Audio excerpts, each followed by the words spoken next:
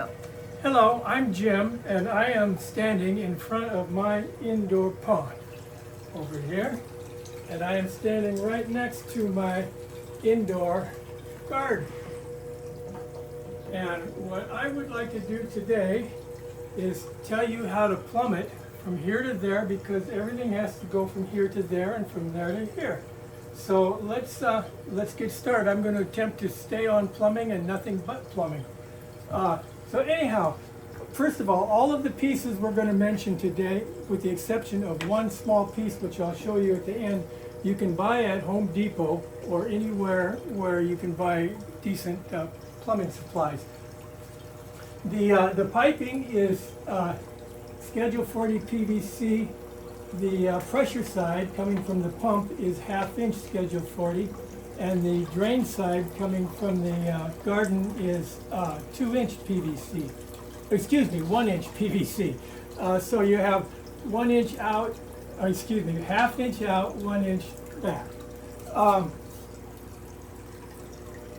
The next thing I'd like to point out, and the thing that makes a plumbing setup like this professional as opposed to amateur, is unistrut. And actually I want to point, that's a piece of unistrut right there, and another piece right there.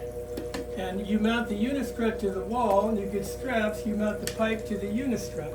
By doing so, you have a perfectly solid piece. You can stack them and do anything you want. I can't tell you how important it is not to miss that strip. This is how they would do it in a manufacturing or industrial setting, and it's the best way. The next thing that I would like to talk to is unions. This is a union right here.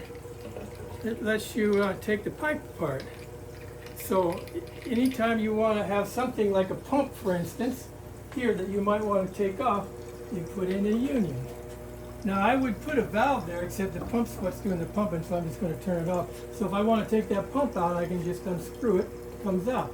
I have another one back over there. I can take this whole piece of pipe out, clean it, and put it back.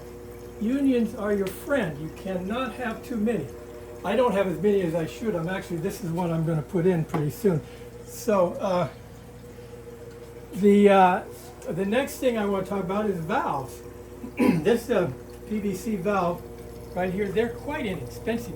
I just looked today just to see, you can buy a 6 of these, which is about what you'll need, for very, very inexpensively. So the more of these you have, anywhere you might want to shut something off or take something off that would be under pressure. I have 2 grow beds, so I have 2 valves shutting it off. So the more valves you get, the better. That's the next thing. So what we're doing is we're going out with 1/2 inch, this is 1/2 inch PVC tubing, 1/2 inch pipe. We're pumping at 400 gallons an hour around here, and into my grow bed. And then by way of a bill siphon, it flows back out of the bill bed. Once it gets to a certain height, it all goes out very, very quickly out this pipe here, and it ends up over there. So what I want to show you is the scary part for everybody, and that's how to hook this part up. So if you're using plastic, which I recommend, get thick-walled stuff. The thicker the better, because you're going to cut a hole right smack through the bottom of it. This is the piece that you can't get.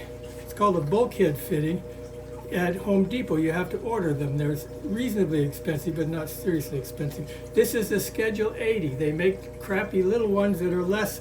If you see this gasket here, very robust. This is what keeps it from leaking. The one on a lesser is nothing like this. So this is what you want. Trust me, get a Schedule 80. You drill a hole through there, goes right down the bottom. This hooks it up the top. So now you come out the bottom with a 90 and over, and you're right here with a union, of course. Now, if you're looking down at that from inside, you're going to have a fitting like so. All that's doing is going from 1 inch to 3/4 inch, and then you're going to have a tube that's a 3/4 inch, and then you're going to have another neck it up, because when the water flows over, you want as much surface there to water as you can, so you want the bigger hole as you can at the top. So now, when the water is going to come up, it's going to go over that, it's going to form a siphon and blow out of there very, very fast. Now, the last part of the bell siphon is the bell. This is, by the way, I've been making different bells. Every time I make one, they're a little different. This is the very height of bell construction. This is a 2-inch piece of pipe with a 2-inch cap, and it's got V's cut in the bottom. And these are 3/8 fittings, they're 3/8 plastic, and you can just screw them in. You have to make sure this part here is above the top of there. What happens is that helps the siphon to break. You make a really strong siphon, and then when the water gets down here, air comes up those tubes and it blows the siphon. You don't have to have this fancy one. Let me show you one. This one's the one we're using in action. That's one I used in a difficult situation. This is a much more rudimentary. You don't need those fittings. You're just going up around and drill a little hole in there. One tube, bingo bango, this is working. If you can get a rudimentary one to work, then,